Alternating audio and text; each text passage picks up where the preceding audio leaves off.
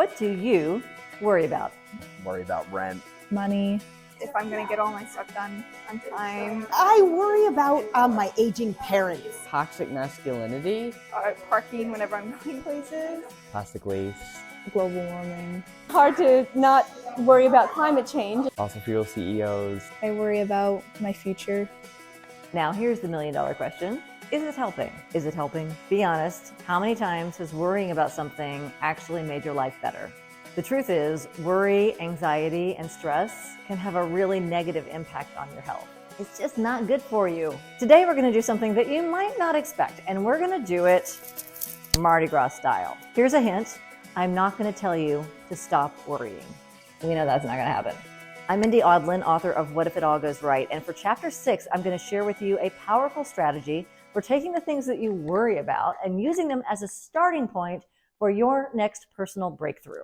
Are you ready to turn the cogs of your imagination? Let's do this. Today's check-in question gives you an opportunity to warm up your imagination. You'll find this on page 33 of the book, What If It All Goes Right? The black dot. That's what it is, right? It's a black dot. Of course, what else could it be? That's the question. What else could it be? For today's check-in question, I invite you to tap into your incredible imagination and in the comments below, share your ideas, your possibilities for what else this could be. Is it a black hole? Is it an endless abyss? Or is it a gateway to adventure? Is it a confident period at the end of a powerful sentence? Is it a peephole into your ideal future reality? What else could it be? Connect with us by posting your ideas down in the comments. And of course, while you're there, remember to like and to subscribe so that you can be part of our book club and stay in the loop when new videos come out each and every week. Go ahead, post your comments below, and while you do, I'm gonna just break into a slice of this king cake. What if you could make peace with your worries? In fact, what if you could use them in a way that was healthy and productive and helped you create the things that you want to see in your life and in the world? To illustrate the process, I am here today with the North Country Climate Club. We're this group of youth who work in the Northern Adirondacks to bring awareness and climate action to the area and to people just like us. Here's the first insight. Worry is actually a function of your imagination.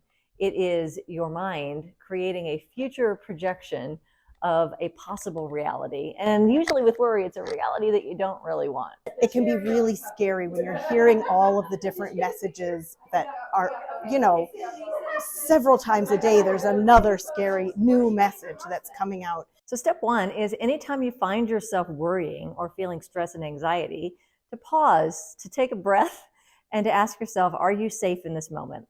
If you can affirm, I am safe and I am okay, that's usually the first step to being resourceful with your worry. The Climate Club hosted this Mardi Gras party to address the climate challenges that large festivals and carnivals can make, and to brainstorm possibilities. We snacked on king cake, we learned the history of Mardi Gras beads, and we watched a jaw-dropping presentation about the plastic waste that is produced every year at Mardi Gras. Second insight is to know that worry is always there with a positive intention. Your worries exist because it wants something good for you. It wants you to be safe. It wants your kids to be safe. It wants world peace, and it's trying to get your attention. Is it working?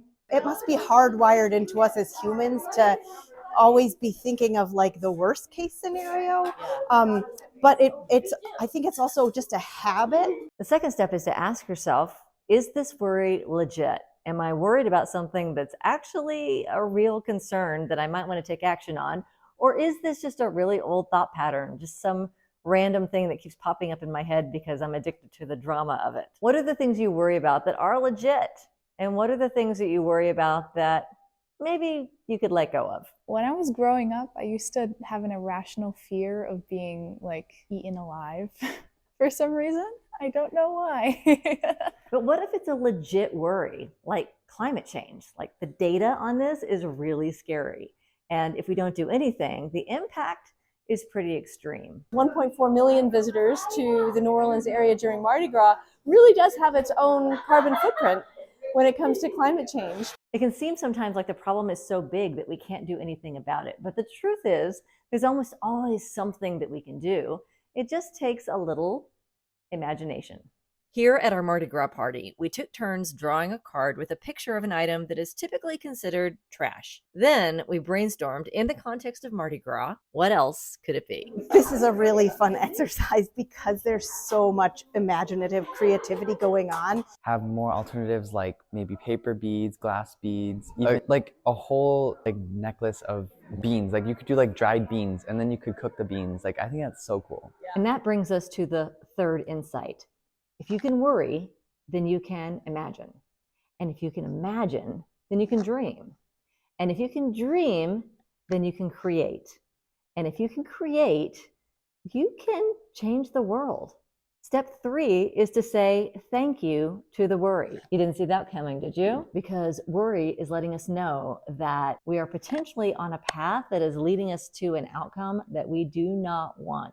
Knowing this allows us to steer our imagination into a new direction, into a new possible reality. And that provides the foundation for taking inspired action that align with this new vision. The problem, we started with waste, just the waste generated from Mardi Gras. There are streets that are knee-high with trash that need to be cleaned up with crews of over 1,000 people. Because of that kind of waste going on, there are people who are rethinking Mardi Gras. We looked at all of the environmental impacts of an event like Mardi Gras and then started asking the question, well, what if there was a way to continue the celebration, to continue to have fun, and to do it in a more earth-friendly, sustainable way?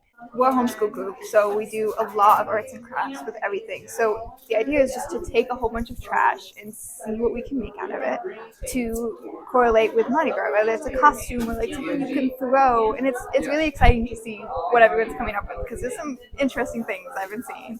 Are the cogs of your imagination starting to turn? So what if you apply this process to the things that you worry about? Step 1, remind yourself that in this moment, you are safe, you are resourceful, and you are creative. Step 2, ask yourself, is this worry legit? And if not, then let it go. But if it is a legitimate concern, then we proceed to step 3. Tap into your imagination and envision your desired outcome. What are the things that you want? Then envision new possibilities for moving forward, one step at a time. Of course, the final step is to take those ideas, the ones that light you up, the ones that make you say, yes, and do something with those. And that is the challenge for Chapter 6. This week's challenge is to identify something you've been worried about and transform it into new possibilities. Then take one inspired action. Of course, we'd love to have you join us in the WhatIfUP Club. That's where the challenges happen. So you can post what you're working on, post what you're taking on, your inspired action, and post what happens. We would love to hear from you. Every week we give away prizes for people who take on the challenge, and we celebrate your progress along the way. What if this week we say a big thank you to all the worries that have been tapping us on the shoulder and alerting us to the things that matter the most to us? What if those worries could be quickly and painlessly transformed into a new vision of a new reality that puts a pep in our step and makes our heart sing? What if taking those inspired actions, not to prevent something bad from happening, but to step into a vision that is exciting? What if this is the journey of joy and purpose and personal fulfillment? Yeah, what if it all goes right?